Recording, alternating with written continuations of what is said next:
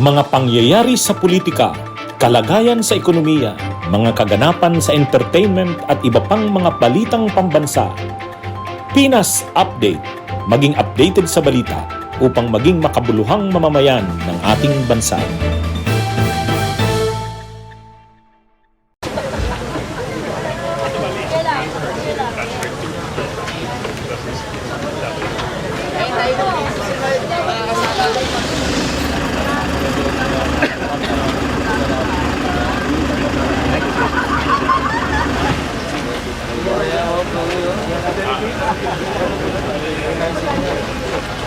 Lalay ka lang, parawa ka lang. 60. Wag paabot ka. Palit mo ka isa dito.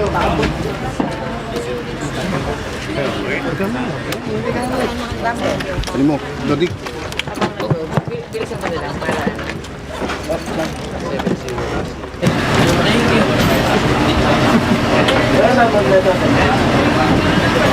Baba.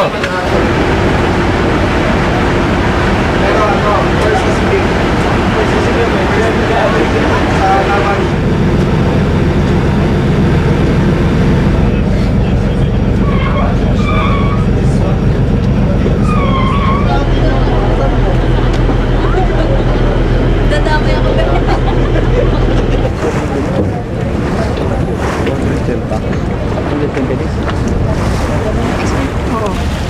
Amat doon kayo sa portrait, maalam dyan.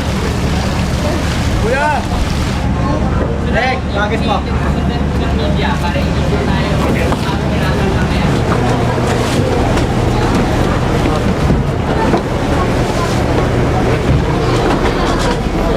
Sa dulo.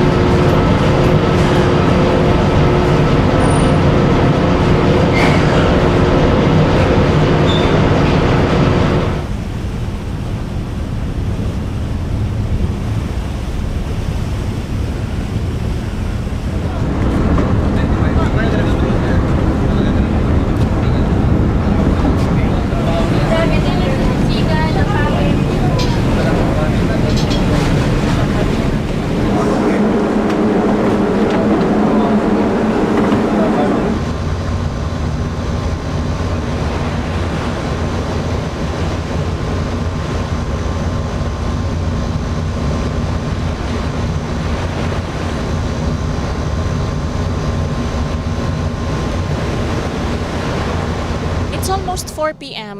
Today, Sunday, December 10, and we are still heading towards the vicinity of the Ayungin Shoal. We are aboard the MV Kapitan Felix Oca, which is the main ship of the Atin Ito civil group. Ngayon, may nakita kaming Chinese Navy na nasa horizon, bandang dulo nito, at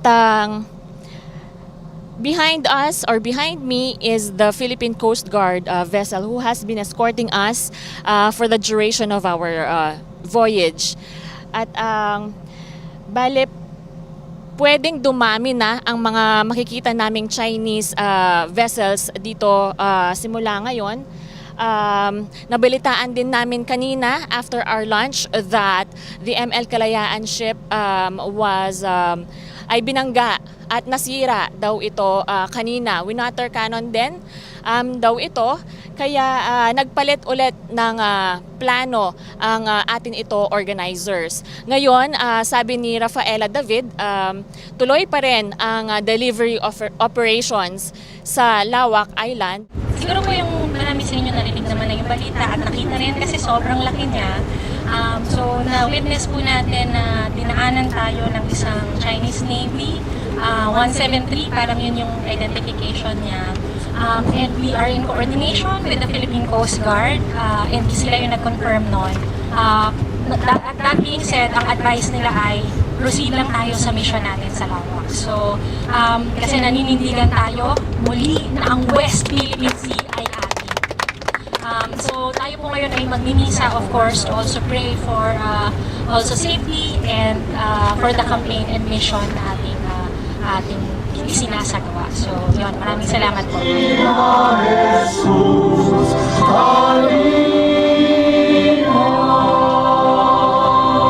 Here in the West Philippine Seas, there is no peace. We are disturbed, we are angry, we should not be angry, we should not be disturbed. Kaawaan tayo na makapangyarihang Diyos, patawarin ang ating mga kasalanan at patnubayan sa buhay na walang hanggan.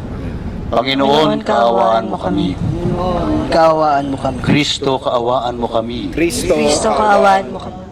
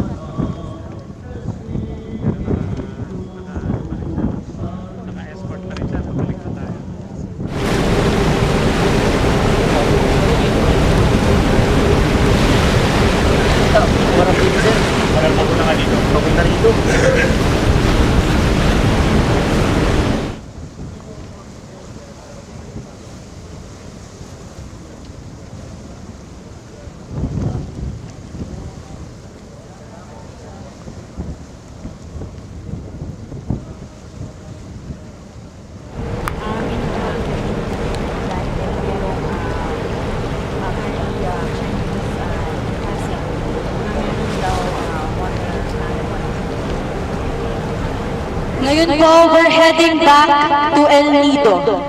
Pinuulit ko po, nagkaroon po tayo ng tawag mula po sa command center. We're heading back to El Nido. Wala po pong sinasabi kung ano po bang dahilan, ano po bang next natin gagawin. Pero ngayon po, gusto lang pong ipa-announce, we're heading back to El Nido. Yan lamang po, marami pong salamat.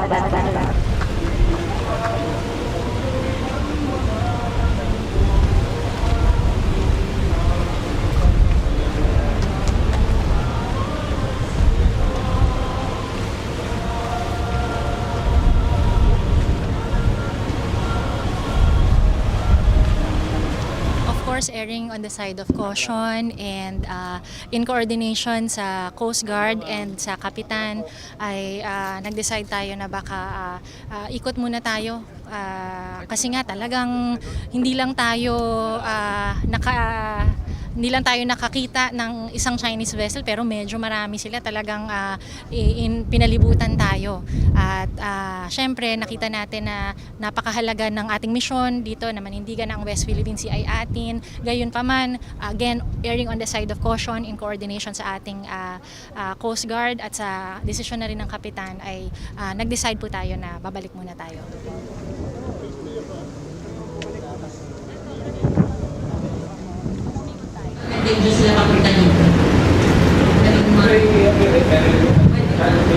I feel the tense from the group of the vessels around us na may something tension na mangyayari. May reaction na talaga sila na lalapit sila sa atin, magkakaroon ng issues na to fire fire natin, mga tubig o ano. So, para may iwasan natin yung for safety reasons, so I decided to go back. And before I decided to go back to Port of Calls, na natin, original ports, nag-advise ako sa Coast Guard, sa Emil Chora, sabi ko, sir, sorry to say that we have to go back to El Nido for safety reasons.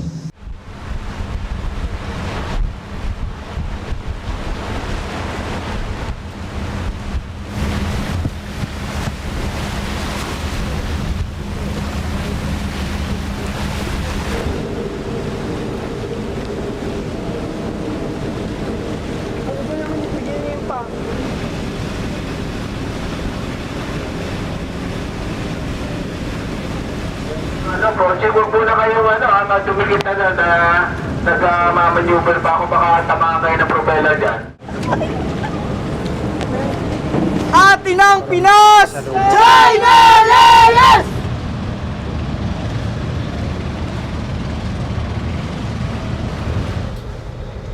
Papunta pa lang po sa San Fernando Porto.